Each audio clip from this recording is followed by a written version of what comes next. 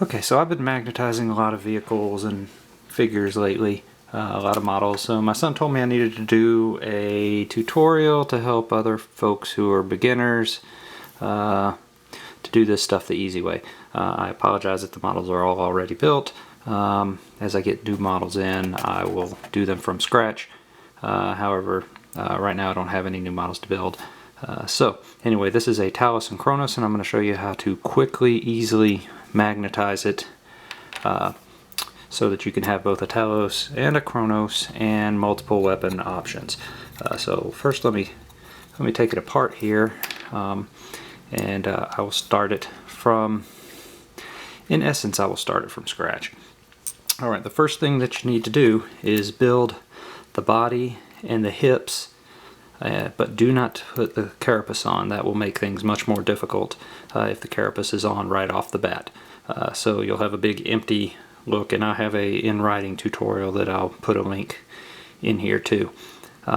So first thing you'll do is you'll build the tail. Now you will notice I did not magnetize the back end because, well, it fits in there very snugly, and if you notice, the inside of this is hollow, so you're either going to have to fill it with green stuff or stick a toothpick in it and break it off and then cut this off, and it is so snug that I figured why bother. Next is I would put it on here, and then when it's straight, clip the ball and put a 1/8 by 1/16 magnet. Next thing you do is you put all of your twin-linked weapons together, and then on the back they will not sit flush, but what you do is lay it in a 1/8 by 1/32 magnet in there as flush as you can. You can hollow it out a little bit, but if you go too far in, you're going to start messing with the seams, and really it doesn't matter if these two are ugly because they're completely covered. You can see here's another one, but I like the thinner magnet on this side and the thicker magnet on that side, and they hold very well, so they just snap right on. The next thing that you'll do is you'll glue into here a 1/16 by 1/32 magnet. You can see that, and on the corresponding piece of the weapon carapace, clip off the tabs. I left just a touch of a tab so it wouldn't, that it would be more flush and sit nicer. And then another 1/16 by 1/32 magnet, and it slides right in there. Okay, so that's the tail done, and now you have your choice of 4 different weapons. Let's get that out of the way.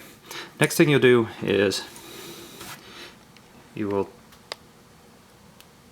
take the arm pieces, and I drilled all the way through with a 1/8 inch drill on either side, and then the magnets fit in very snugly. I'm trying to get it so that you can see it. That's another reason you don't want the carapace on here, is because it's just in the way, besides poking your fingers. Alright, and then once those two are glued in, then you start working on the actual arms themselves. I started with the right arms, which is the close combat only arms. So the first thing you do is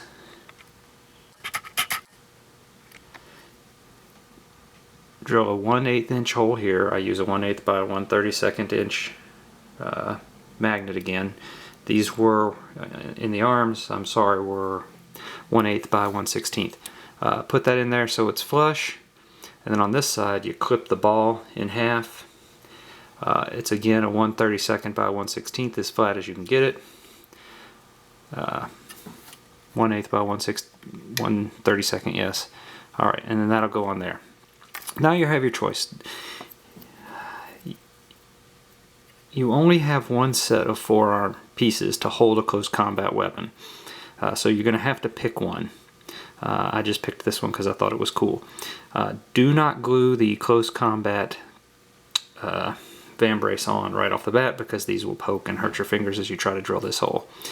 Again, clip that, a 1/8 by 1/32 inch magnet in there flush, and then it comes on here.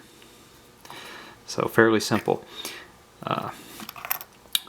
Your other right arm weapon are your chain flails, which uses a different forearm piece, so you can get that as well. And it's just the same process of put it together except for the Vambrace, screw in a 1/8 by 1/32 inch magnet.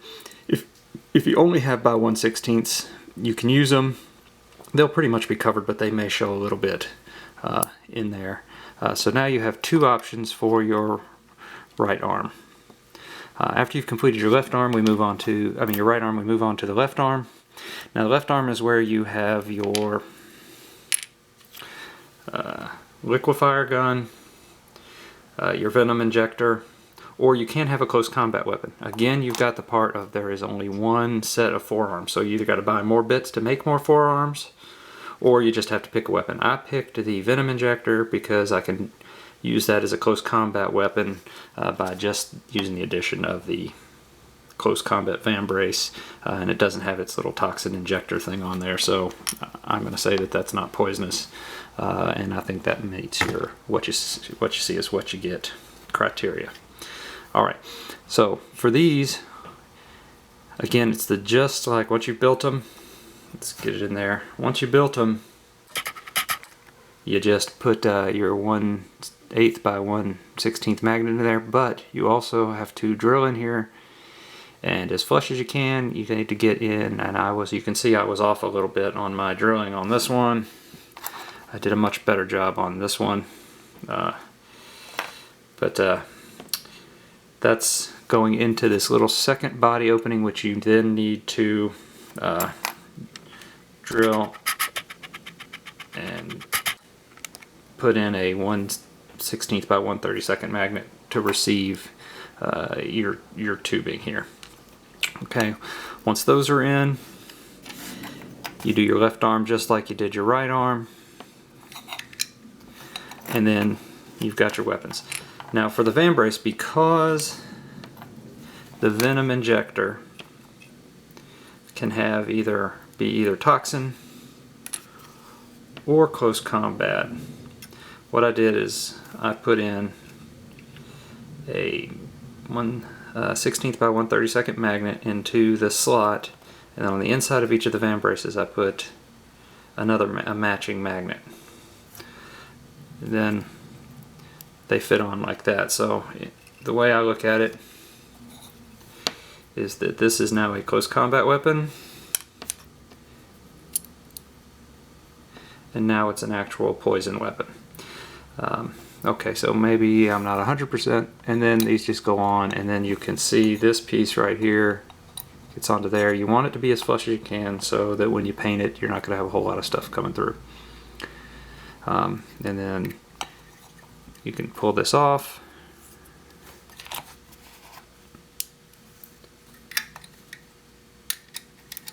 And put on your liquefier gun.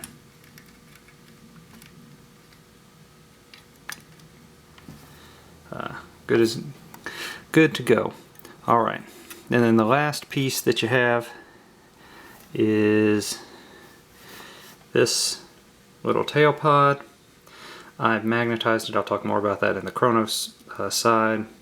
And then that just sits right in there. It's very tight. So I didn't bother magnetizing it. Again, because it's hollow in there and I didn't feel like filling it with green stuff.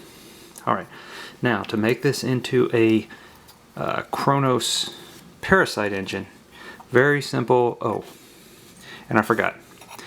Because I like to change out my masks, let's see. I have I drilled in a 1/16 by 1/32 magnet. As you can see, it's almost flush, doesn't need to be 100% flush. And then on the masks, I did the same thing. So I can put this mask in, or I can put the other mask in. I only did 2 of these, and then I have a separate one for the Chronos so that it's fit. Okay, so to make this into a Chronos, just build this like you normally would. Put it in. it holds really tight. You don't need to magnetize that, in my opinion. Okay, the arms, same thing. Just drill your holes into the shoulder this time, and they'll fit in. And you can do whatever size magnet works best for you, 1/8 by either 1/32 or 1/16. I know the 1/32 are a little harder to come by. Mask, simple mask. Just do it like you did the other one. So I figured this one can either be plain or have the injector there. And then the last piece you want is that tail pod. This tail pod. Take this off. You can either use your antenna, or you can use your spirit vortex. So what I did is, you can see I countersunk that magnet so that this magnet will fit in, and it will be flush, or as flush as I can get it, to where it doesn't matter. So a little better. And then you can change it out for whatever you want, and then the the Chronos and the Talos can be different. And then this just fits in there. This one is a little looser when it comes into this side. Pushing on two little magnets really is never the best idea. But again, I don't want to be filling that with green stuff or causing any problems. And then the last thing you have to do for this, because remember you've got this little piece here to fit that liquefier gun and the toxin injector, venom injector. I took one of the little vestigial arms. You could do, I just did a combination. You could magnetize all these so you could switch them all out if you wanted, but that seems like overkill even to me. But I just put in this arm here, put in a small magnet so that when it's the Chronos, it is there. And then if you're ready to be rid of your Chronos, just pull that off, pull this off, take away your little vestigial arm, your big arms, and your mask, and then all you gotta do is put that back in there, this time with the chains instead of the vortex, a weapon tail with whatever your weapon of choice is. I like to have, we'll just do the plain mask, and I'm sorry I've not painted it. Again, my favorite is the chain flails, just because they look cool. And then, who doesn't like twin liquefier guns? And there you go. Now you've swapped right back and forth. You've got a little bit of, you can twist and turn as you want here. And I don't know why I bumped that off. And if you decide, hey, you know what, I don't want that, I think I'd rather have haywire blasters. And that concludes this 40K magnetization tutorial. Thank you for watching. Until next time, this is the Warhammer Dad saying happy wargaming, and we will see you in the 40K cave for another video here soon.